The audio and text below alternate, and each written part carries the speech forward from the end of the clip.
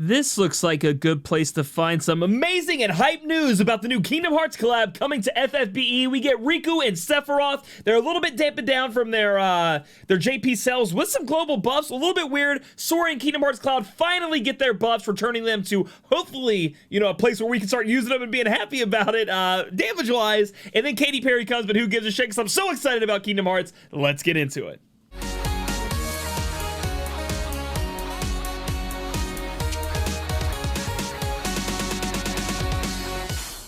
All right, guys, so you know I'm gonna be super excited. I love Kingdom Hearts. I was super pumped for the last one, and this time we're getting Riku and Sephiroth along with a Sora and Cloud banner. So for the people who missed out last time, they can get back in on that. Let's talk about the Riku and Sephiroth banner. Now, guys, there was an official FFBE Brave Exvius, video put out on their channel with Sholly and the gang, where Sholly goes over a lot of the details here. I've written some of them down, which I'm going to grab that right now.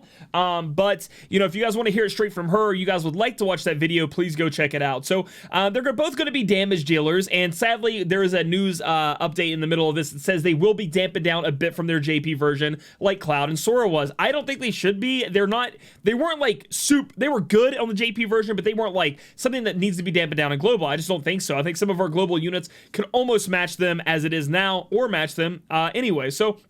But that's okay. We always got something to look forward to with these units. Then they're probably going to be busted powerful now, like Sora and Kingdom Hearts Cloud were. And then down the road, we get to look forward to them just getting randomly enhanced and having some new units to mess with again. So we do get a step up here. The perks of this are being a 5-star or 5% step up for everybody, but I am assuming that's going to be the 2% on banner, 3% off banner on the rainbows. We do get the do 2 laps, trade in your coins for a prism, so you can pick the Riku or Sephiroth prism, which is great. And then we also get these little tickets where if you do lap and then +1, it's a 20% chance to be Riku or Sephiroth plus a rainbow. So this is going to give you guys the opportunity to go in. We do not get the limited time tickets, sadly, that we are kind of accustomed to, because this is a limited time banner, but it is what it is, and we have other options going in. Moving on down, we are going to talk about Riku for a minute. Now, Riku is going to be a dark damage dealing unit, specifically because he can imperil dark, and and that has been frowned upon in the past, but more and more looking like a lot of the times you can end up using that. And he has a giant imperil, even with a global buff to his LB, which is why it's a little bit weird to me. They're buffing some aspects of his kit, but also kind of dampening him to not make him as powerful as JP, but they're buffing some of his other aspects. It's really weird. I wish they would just left him alone. I also don't see a global upgrade thing here. I think they should have done that too. I'm nitpicking, but hey, it's my favorite thing, and I want people to be excited about it. So his Super Trust Master reward is Heart's Darkness. It is essentially just like Sora's, except for a bit better with that 50% light resist. So boost attack by 70%, don't have to have a specific weapon on. You get 50% light resist, and you get equipment attack when armed with 2 one-handed weapons. I do believe that is 50%, so you get 50% true dual wield from this Trust Mastery, Super Trust Master, excuse me. It's amazing. Next up, we do have the Trust Master Reward Soul Eater, going to be going on Riku only. So this weapon, this TMR, and you'll see how good it is. It's kind of like the Kingdom Key, because it was really good. You can only use it on either Sora, the Kingdom Key, or Riku's going to be able to use Soul Eater, okay? Nobody else can get them. It's an attack 160 sword, and it's one-handed, so it is going to be put into his true dual wield build. Enables Eater of Souls, boost light resist by 25%, restore MP every turn, and boost equipment attack when armed with 2 one-handed weapons. So another true dual wield there. So it's going to be easy for you guys to be reaching that true dual wield cap with Riku and Sora looking in the future. Now, talking about what he can actually do and what global upgrades came to him, again, that's his LB got changed. So it went all the way up to a 120% Dark Imperil, and that's going to help you guys. If a boss is 20% resist to Dark Imperil, 50%, you guys are still going to be able to use Riku, go in there and do damage, and it's going to be all right. They also, it also is going to enable him to be able to activate triple cast. They call it triple command on Riku and Sora, so they can triple cast some of their abilities. And I want to point out that, guys, just because they're true dual wield units does not mean triple cast will fall flat on them, okay? Obviously, casting something 3 times is better than casting things 2 times, damage-wise. It is a little bit more MP consumption, but Riku and Sora have built-in ways to keep their MP up. And I'm going to be honest, nowadays it seems like MP is like a thing of the past, MP problems for a lot of people in the game. So overall, I think Riku is going to be very powerful. We are going to have to hold off on how powerful he will be, because they are changing him a bit from his JP version for the global version. They say, we'll read it in a minute, but it's like they dampen him down kind of like they did with Sora and Cloud. But very excited for him either way, and I'm definitely going to be pulling on him because he's Kingdom Hearts. Then we have Kingdom Hearts Sephiroth, and I know a lot of you guys love this design. He's a fantastic looking sprite here, and somewhat like Riku. So if you look at Riku, I know a lot of people are saying, you know, hey, he doesn't look that great. He looks kind of a boring as a sprite, but that is Riku from the game. If we go and look at his actual animations as LB, all of his moves, he looks fantastic, guys. Don't let that kid you. Same with Sephiroth, guys. He actually looks good just standing there for a lot of people, but he also he looks gorgeous when he starts doing his moves. It's very, very nice. Looking at his Super Trust Smash rewarded his Masamune, attack 172, two-handed weapon, so this is not going to be something you can just put in one hand and put something else in another hand. It enables Master Swordsman, boost attack by 30%, and then physical damage against humans by 50%. So very, very strong STMR if you guys are going to be dual-handing, or double-handing, excuse me, a katana, because it has a high attack stat along with an attack buff and a human killer. Seems really, really great. Looking at his Trust Mastery reward, Sephiroth's long coat, we get an attack 30, and remember this is a chess piece, so attack 30 is pretty good. Defensive Spirit 18. It enables Cloud of Darkness, and it also enables Heroic Art. So it has two passives on it. Clad in Darkness is only available for Sephiroth, and that's going to boost physical damage, excuse me, against humans. So he gets a human killer, but that's Sephiroth only. Then everybody's going to be able to take a part and boost HP and attack by 20% when equipped with a katana. And we've seen how much we need that HP. We need those defensive stats for a lot of these trials coming out. It's not always about that EP and how high you can get your attack to be. Sephiroth is going to be a light and dark chaining attacker. He has had some changes from his JP version. But again, they talk about them being global buffs to him, but at the same time, they're already they're going to be taking down some of his other abilities. We'll talk about it here in a minute. That's why I'm really confused, because watching the official FFBE video, it seems like they were just like, yeah, dude, these guys are getting global buffs, because when they were released in JP, again, they weren't like top dogs. They weren't like breaking the meta or anything on JP, and I don't really think they'd be breaking the meta in global. Correct me if I'm wrong, JP players, if I somehow misread my research when I looked into these two units when they first came out, but it seemed like they were good units, but they weren't anything too crazy, so I don't understand really the nerf there, but we'll have to wait and see. Or the dampening, I guess you can't call it nerf because it didn't come out and then take it down, you know what I mean? But we do have some changes to Sephiroth. His LB, going to boost a lot of the modifiers by ×3. He has a really high modifier on his LB, and then he's getting a new ability called Vanquisher or Vanisher. I can't remember what Shawley said exactly. I wrote both down because I couldn't remember as I watched it really early in the morning. But it's going to allow him to get his LB up, so he can be using his LB more often, and all kinds of other good stuff. That is a whole brand new move, I do believe she said, for the global version. We're going to have to wait and see with that. But again, for both of these guys right here, it sadly is a wait and see game for the people out there who are not just going to pull them because they're Riku and Sephiroth, right? We're going to have to wait and see what the global version of these units look like after a maintenance and then after we're fully released, because we don't want a whole nother Esther Sylvie situation. But that's only happened once, so we're going to be able to take in and get a pretty good idea of this when maintenance hits. Now, moving on to the Sora and Cloud banner. So now you guys are going to be able to go in, if you guys missed out on Sora in the first collab, or you missed out on Kingdom Hearts Cloud, you guys are going to be able to go in, same step up as Riku and Sephiroth got, and then we do have some changes to Sora. So Sora and Cloud are going to get these changes to them automatically. You're not going to have to enhance your Sora or Kingdom Hearts Cloud at all. They're going to be changed to the JP version of what they are now in JP, with some changes in a good way. They're getting some global buffs. Same goes for your TMR and STMR, guys. When you log in after maintenance and all these changes are applied, your Sora and Kingdom Hearts Cloud automatically updated. Their TMRs will also, and STMRs will also automatically be changed. So you just get the enhanced version. So it's great. The Super Trust Mastery reward has been increased. It's an attack 70% with True Dual Wield attached to it. That is going to go up to a 50% True Dual Wield now, as opposed to what it was before. It's Kingdom Key, one of the best TMRs in the game, sadly. For me, again, I just want you guys to know I have Kingdom Hearts bias. There's no way there's no getting around it. I'm going to try to be the best I can with you guys, but I'm going to be as hype as I just can't hold it in. I think, and also the Kingdom Key is great. If we could use it on everybody, it'd be disgusting. Attack 160 Sword, enables Key's Begotten Power, boosts all the resist by 10%, restore MP, and then it's actually buffed up from the JP version. It's going up to a 50% true dual wield. I think JP had 30% on the Kingdom Key, so he's getting 50% on his TMR right there. And again, he is a true dual wield user, so you're going to have the Kingdom Key and another weapon in his hand to be going ham with. A couple of his other changes are his LB. I think his brakes go up to 70%. It's a 30 times multiplier on his LB, and then it enables triple command, I think, for 4 turns, and then his combo plus can be used every 5 turns is another change I think they're messing around with. Plus all of his other JP buffs. So everything I'm talking about now does not include all of his other JP buffs. His modifier should be increased, his stats should be increased, all kinds of stuff like that. We'll go over that when the global version comes out, because who knows what they've tweaked, changed, and everything like that. But I'm hoping Sora ends up coming back up on top, and I cannot wait to use him again. Cloud Kingdom Hearts getting a few less changes in my opinion than Sora, as far as like global touching, and you know, unless something changes when it comes out. His Super Trust Master reward. It does say global upgrade. His Super Trust Master reward. His Buster Sword is getting an attack increase. So if you guys had the old one, again, when you log in, it's just going to be a 190 now instead of what it was, which is great. That's the same as the JP version. Looks like there is a global upgraded to Split Burst, and then Cross Slash is also getting updated. Cross Slash Plus. It says here that Cross Slash is going to be able to be used every 4 turns now, and then you guys are going to get triple limit on Cloud, allowing him to triple cast a lot of his abilities, which is something Cloud has been missing in the game altogether now, so that's great. Charlie was really excited about that. It made me smile seeing her so pumped. So that's going to make Cloud go up there. Now, guys, again, I know a lot of people in the comments are going to be like, how good are Riku, Sephiroth, Cloud, Sora? We actually have no idea because, we'll go here. Because we don't know what these global changes are going to impact and what all they're going to do. Next, this right here, this letter of dampening, like that's what I call it, just dampens my soul, a rain cloud. We'll be holding the Kingdom Hearts collaboration for global version of FFBE around the same time as the Japanese version of the game. As previously mentioned, Sora and Cloud have been updated. So they're going to be updated. I don't know if they're updated right now, but I'm assuming they're going to be updated. That kind of makes it sound like they're already updated. However, the abilities and parameters for Riku and Sephiroth, the units available for this collaboration, will differ from their JP version counterparts.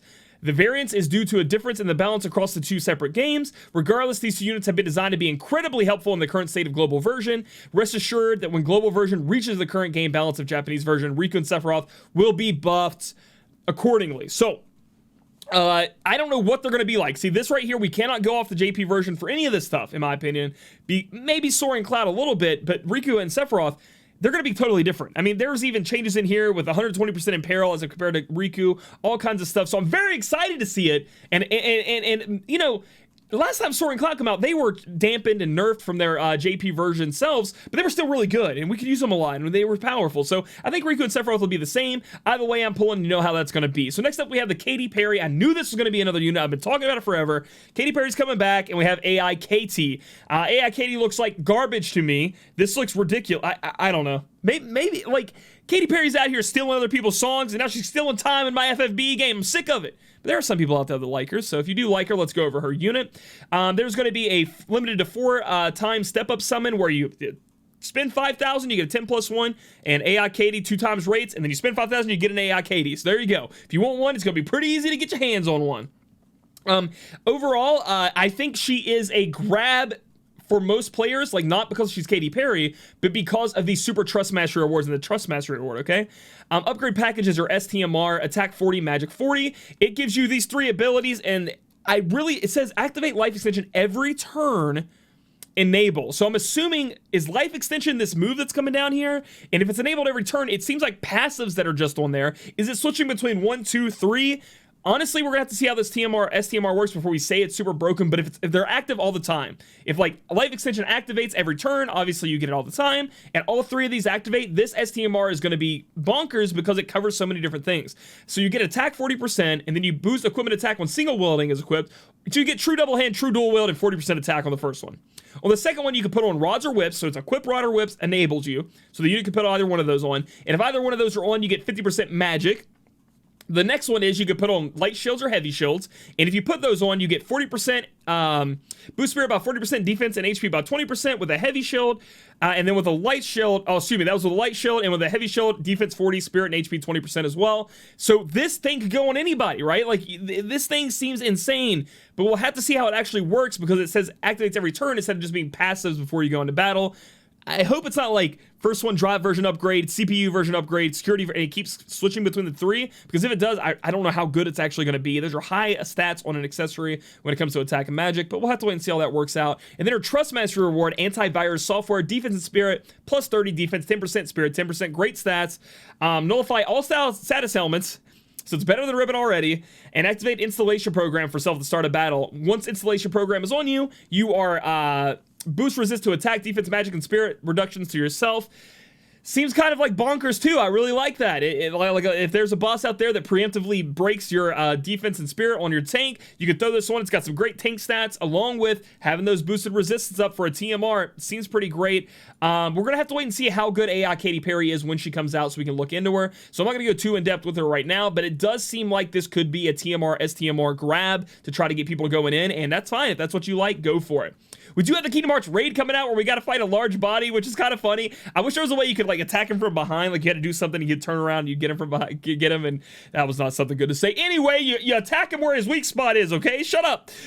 Sephiroth boots looking pretty good. HP 250, MP 100, attack 40, defensive magic and spirit plus 20, so you know, it's a free item. It's a pretty strong item. There are obviously better accessories out there, but, you know, as a free item, I think this is actually up there as compared to a lot of the stuff we were getting. And dodge roll is a must. Boost HP and MP by 30% and chance of evading some physical attacks. Guys, this is going to be 20% from what Charlie said in the video. It is a materia. Get your hands on it, guys. Dodge roll is excellent. And then that's going to be your normal raid. I for sure need some gil. You can see that I've been using so much of my gil. I need more of it. On top of the fact that we're going to get Riku, Sephiroth, and hopefully Cloud and Sora TMRs inside of that raid, so you guys can clear those out. We do have the Soul Afterglow story event where you guys are going to be able to go in and get your hands on some Crystal. I know a lot of people needed that as well. They talk about a FFBE and Kingdom Hearts Union Cross. Kingdom Hearts Union Cross is the mobile version of Kingdom Hearts that Square Enix supports. And you guys, you know, if there's a community event going on for both games. You know, they want people to be playing FFBE. If so many people play FFBE and do so much stuff, Kingdom Hearts Union Cross gets stuff. Same thing. If Kingdom Hearts Union Cross gets so many of a certain achievement, FFBE gets a 10+1 rainbow guaranteed ticket, I do believe, as a max reward. So if you guys want to take a part of that, go ahead. That game actually is pretty fun. This just talks about the exchange shop, so it's going to be the prisms where you guys can get Sora, Cloud, or Riku or Sephiroth if you get enough coins, along with other goodies. These are the 20% featured ticket where it's guaranteed rainbow, or 20% featured on banner, which I may have gotten. I've gotten a lot of these tickets, and I may have gotten one featured unit. It's been actually absolutely insane. And the 40 million download is not done yet, guys.